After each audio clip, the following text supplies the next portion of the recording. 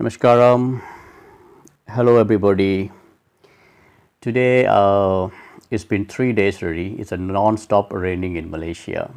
Non-stop. It never happened. I don't remember when it happened. Yeah, to be very honest. And the 5 states in Malaysia are very badly hit by this flood. Roads are flooded, and some areas actually have a very heavy flood. And a lot of rescue teams are trying to evacuate some people to bring them to the safer places.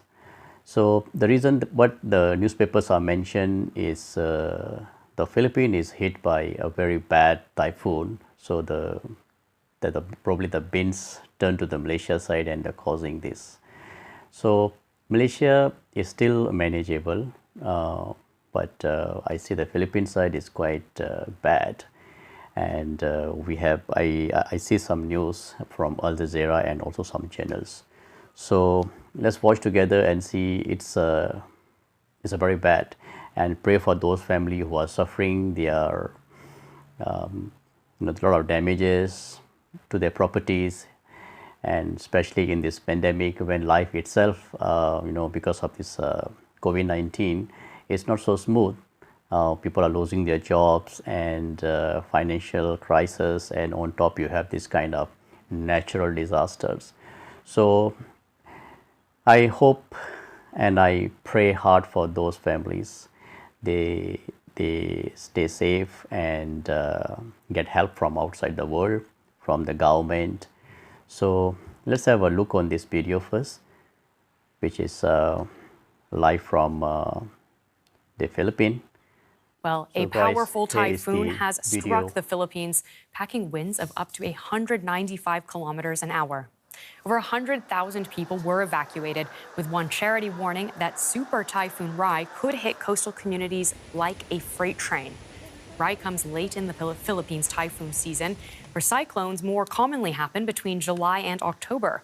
Experts say climate change is making typhoons stronger and more unpredictable.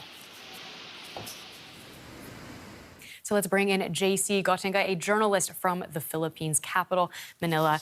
Hi there, welcome to the show. We've just heard the typhoon has made landfall. Can you tell us a bit more about what the situation is like there?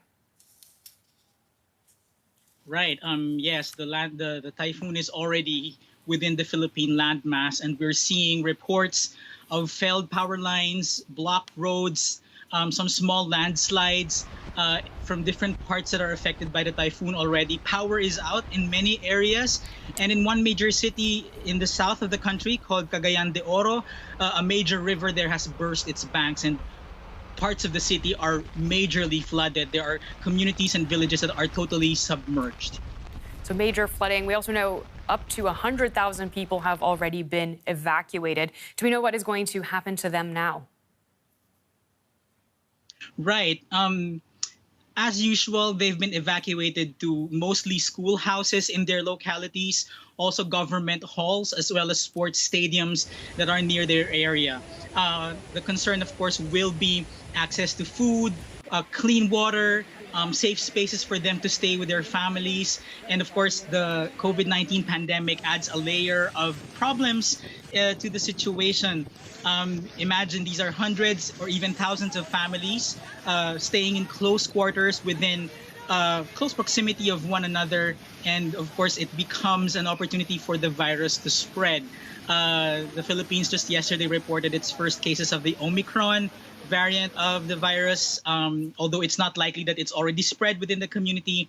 But definitely, this typhoon is raising concerns of increased transmission. We have just seen some footage of quite dramatic rescue efforts there. What are forecasters saying about the path that this typhoon is going to be taking now? Right. Forecasters are saying that the typhoon has intensified. As you have said, some categorizations already place it as a super typhoon. 195 kilometer per hour winds with gustiness of up to 270 kilometers per hour. One observer said that these winds could hit coastal communities, especially like a freight train. So you can imagine the force that these winds will be coming to these communities. It is expected to bear down right across the country's central and southern regions, and it might be here until late Saturday. JC Gottinga from Manila. Please stay safe. Thank you so much for that update on DW News. This was the news that I also listened it, and there are several newses here because there are a lot of news channels here. See, this is really a bad thing. That's why it's very important for us to take care of the environmental. Say no to plastic. You can do many things in your individual level to help the earth. But this typhoon is not new to Philippines. I think every year they have certain months for the typhoon, and then they suffer every year. So I just pray for you guys. God help you, okay? Because this is something only God can protect, and of course your government also around the world, and also we as an individual, we can contribute not to create environmental problems that we are causing because of the pollution or many other things. As an individual, we also can help. At least the things do not get worse. Because in Malaysia, they say whatever it is happening for last 3 days raining, it never happened. The newspaper saying it happened after 4 decades. So because I don't remember when it happened. So probably it happened when I started, having my own conscience. So this is beyond that. So we only have 14 states, and 5 of the major states already getting affected. If you look at the roadsides, and also some clips in Malaysia side also it's the same. So very bad, very sad, because a lot of people losing life. In Philippines, they have almost 21 killed because of this typhoon. So pray for their soul, pray for their family. So whoever watching me, I don't think so it's time for you guys to watch my video, but my heart is with you. Okay, I pray for you guys, you recover fast and the typhoon ends soon. Okay, thank you very much. All right, all right, all right.